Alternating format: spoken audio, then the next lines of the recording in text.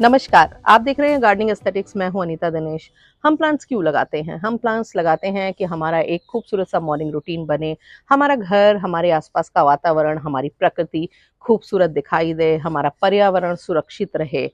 और कोई ऐसा तो है नहीं कि जब आपके यहाँ बहुत अच्छे फूल खिलेंगे, आपके प्लांट्स बहुत हेल्दी होंगे, तो आप कोई यूपीएससी का एग्ज़ाम क्लियर कर लेंगे या आपका सिलेक्शन आईआईटी में हो जाएगा, ऐसा तो होता नहीं है। पर एक सेंस ऑफ अचीवमेंट और सेंस ऑफ अकम्प्लिशमेंट होता है, एक इंटरेस्ट क्रिएट होता है जब आप जी जान से एक प्लांट के पीछे जुटते हैं कि हमें इसे हेल्दी बनाना है, हमें इसमें बहुत ज़्यादा फूल लेने हैं।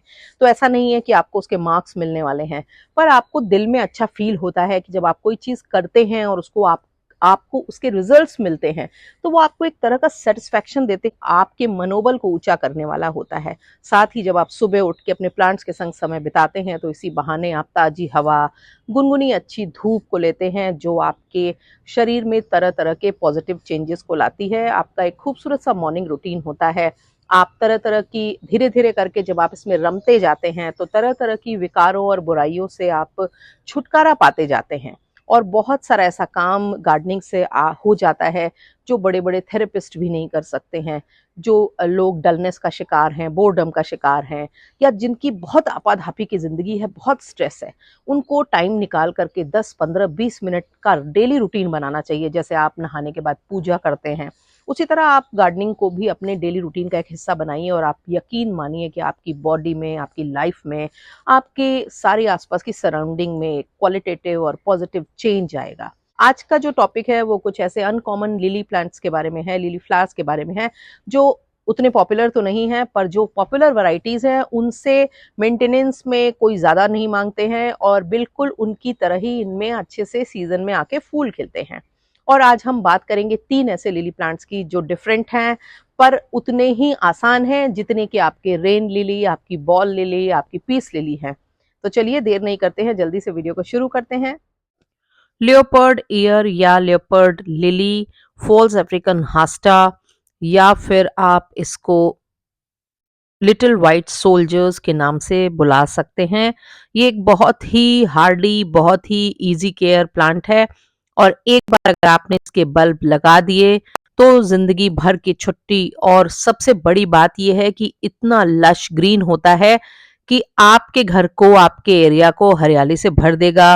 वर्सेटाइल इतना है कि आप इसको कंटेनर्स में लगाइए, कॉम्बिनेशन पॉट्स में लगाइए या फिर हैंगिंग बास्केट्स में लगाइए, हर जगह ये अच्छा रहता है। कि ये पार्शियल शेड में भी बहुत अच्छे से ग्रो होता है, लो सनलाइट में भी बहुत अच्छे से ग्रो होता है और अच्छी धूप वाले एरियाज में भी अच्छे से ग्रो होता है।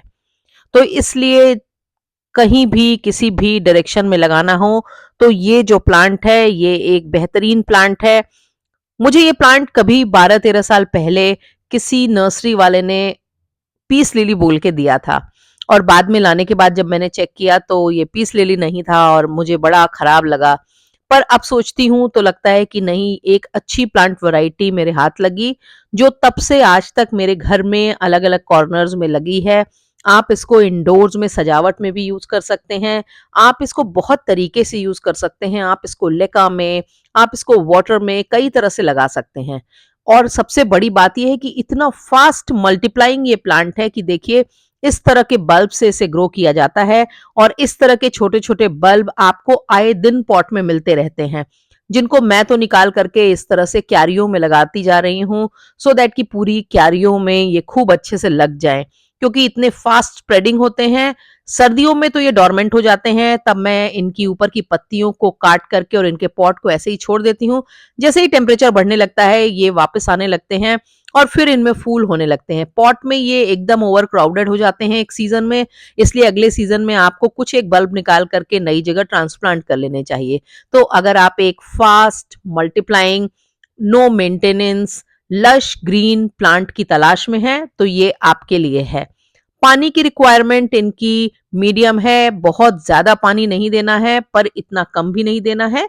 पानी को बैलेंस क्वांटिटी में दीजिए, आप अल्टरनेट डे थॉरोली वाटरिंग कर सकते हैं गर्मियों के दिनों में।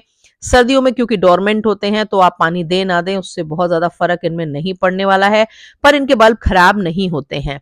और सबसे बड़ी बात यह है कि बारिश के दिनों में भी इनमें बहुत कमाल की ग्रोथ होती है और इनके पत्तियों पर ये जो चित्तियां होती हैं, इसी वजह से इनको लेपर्ड लिली कहा जाता है, क्योंकि ये बिल्कुल वैसी ही चित्तियां इनके ऊपर होती हैं। ये इसके जो फूल होते हैं वो एक लंबी डंडी में ऊपर इस तरह से खिले हुए फूल होते हैं, जो देखने में बहुत ही क्यूट लगते हैं।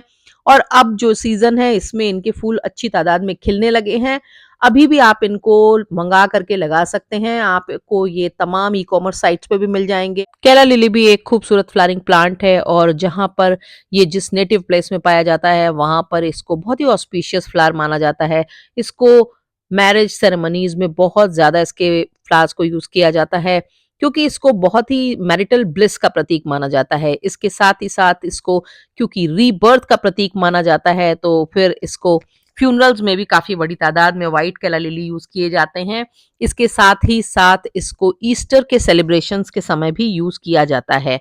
ये प्लांट भी बल्ब से ग्रो होता है, और अगर आप इसके बल्ब खरीदेंगे तो वो आपको सस्ते पड़ेंगे, क्योंकि एक तो बल्ब तेजी से मल्टीप्लाई होंगे और उसके बाद आप कई बल्ब खरीद करके अपने पॉट में लगा सकते हैं।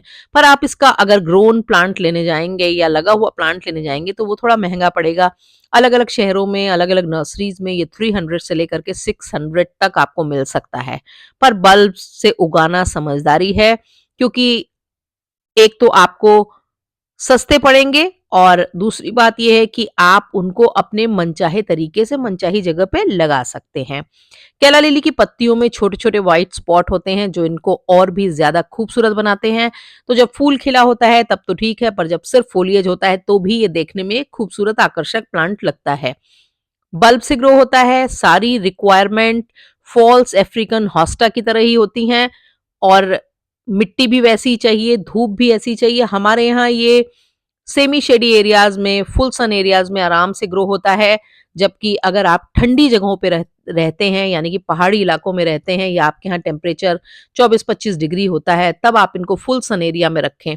और अगर आपके यहाँ मई जून में नॉर्थ इंडिया की तरह कड़कदार धूप और गर्म हवाएं चलती हैं, तब आप इनके लिए साउथ को अवॉइड करके वेस्ट, ईस्ट और नॉर्थ के जो एरियाज हैं वहां पे इनको लगाएं। ग्लोरियसा सुपर्बा या फ्लेम लिली की जो खासियत है वो ये है कि ये क्रीपिंग लिली है, यानी कि क्लाइंबिंग लिली, और इन सब नामों से भी इसे जाना जाता है। इसके प्लांट जो होते हैं वो जब बल्ब से ग्रो हो जाते हैं तो उनमें कोई भी सपोर्ट मिलता है तो वो टेंड्रिल्स के थ्रू उसके सहारे ऊपर बढ़ता जाता है, और फिर इसमें इस तरह से जम करके फ्लावरिंग होने लगती है। ये एक बहुत ही खूबसूरत लिली प्लांट होता है, जिसको कि आपको ज़रूर लगाना चाहिए।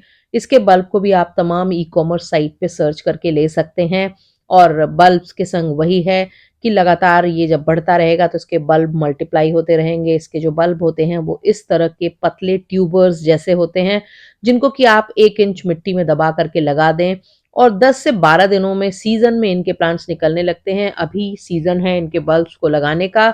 आप इनके बल्ब्स को इस तरह से ग्रो कर सकते हैं, और देखिएगा 10-12 दिन बाद उनमें इस तरह से प्लांट्स निकलने लगेंगे, जो धीरे धीरे वाइन में कन्वर्ट हो जाएंगे। और अगर आप कोई भी सपोर्ट, चाहे वॉल का, चाहे ट्रेलिस का, चाहे मॉस पोल का, इसको दे देंगे तो ये उसके सहारे ऊपर की तरफ बढ़ जाएंगे। आप इनके कई बल्ब्स लगा करके खूबसूरत हैंगिंग बास्केट्स भी क्रिएट कर सकते हैं, जिसमें वो नीचे की तरफ आने लगेंगे, और उनमें जब फूल खिलेंगे तो देखने में खूबसूरत लगेंगे।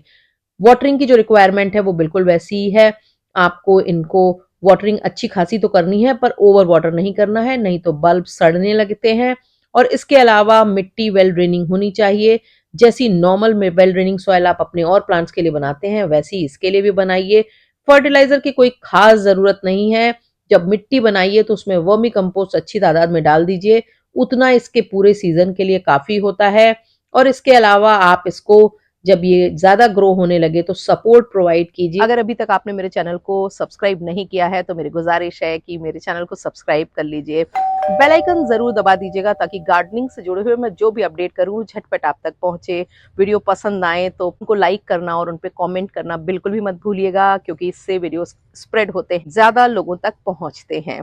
और साथ ही साथ अगर आप चाहें तो अपने फ्रेंड्स के संग, अपने रिलेटिव्स के संग मेरे वीडियोस के लिंक को शेयर कर सकते हैं। Thank you very much.